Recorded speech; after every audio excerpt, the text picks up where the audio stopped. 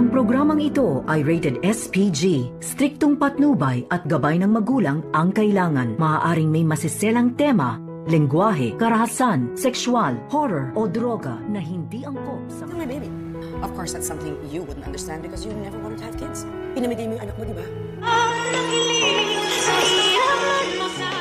Ngayong Biyernes, narito na nga ang ating mga pagkaabangan sa episode Abot Kamay na Pangarap.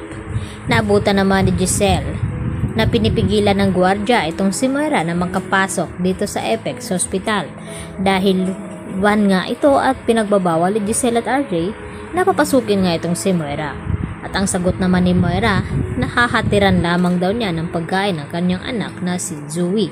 At dito naman na kinompronta ni Giselle itong si Moira at sinabi na hindi na daw bata itong si Zoe na kinakailangan pang dalhan ng pagkain ni Moira, itong si Zoe. At dito naman na sinagot at ininsulto ni Moira itong si Giselle na still bibi pa daw ang tingin ni Moira sa kanyang anak at hindi maintindihan ni Giselle ang mga yon dahil nagawa daw niyang ipamigay ang anak ni Giselle na ito na ngang si Justin.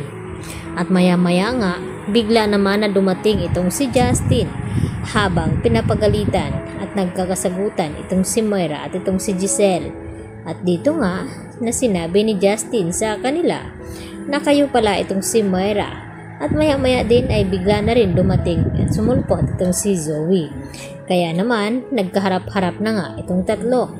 At hindi nga maintindihan ni Moira na kung bakit kilala siya ng babaeng ito.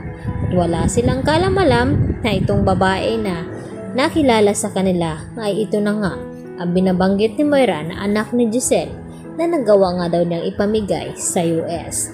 At wala namang kalamalam itong si Giselle na hindi pa nga nasawi ang kanyang anak dahil tinago pala ito ni Don Pepe at sabihin sa kanya na buhay pa rin ang kanyang anak. At ito na nga nagbabalik itong si Justin at inikot ang buong Apex.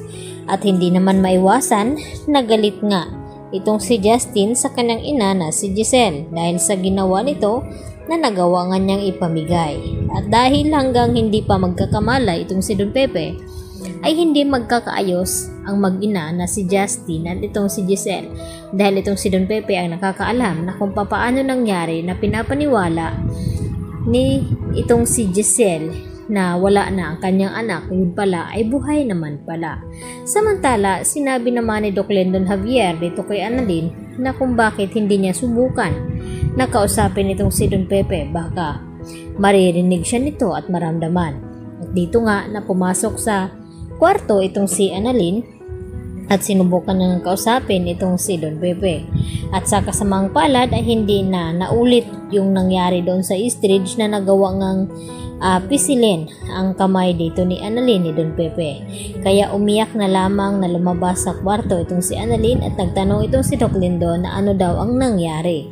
At napaiyak at napayakap na lamang itong si Annalyn dito sa kanyang kaibigan na si Doc Lendon Javier. At ang kasunod nito ay ito namang si Giselle na pumasok dito sa kwarto ni Don Pepe at kinausap na sana raw ay hindi sila mag-aaway ng kanyang kapatid na si Ubeng dahil nasa critical pa nga nalagay itong si Don Pepe at hindi pa nga nagkakamalay. Kaya naman, tila maintindihan na nga ngayon ni Don Pepe na kinakailangan niyang makarecover at magkamalay. Nang sa ganon ay magkakasundo muli itong si Giselle at itong si RJ na hindi na magkakatampuhan. Samantala, aabangan naman natin kung papaano pakikitunguhan itong si Justin, itong si Moira at itong si Zoe kapag nagkaharap-harap na nga ang tatlo.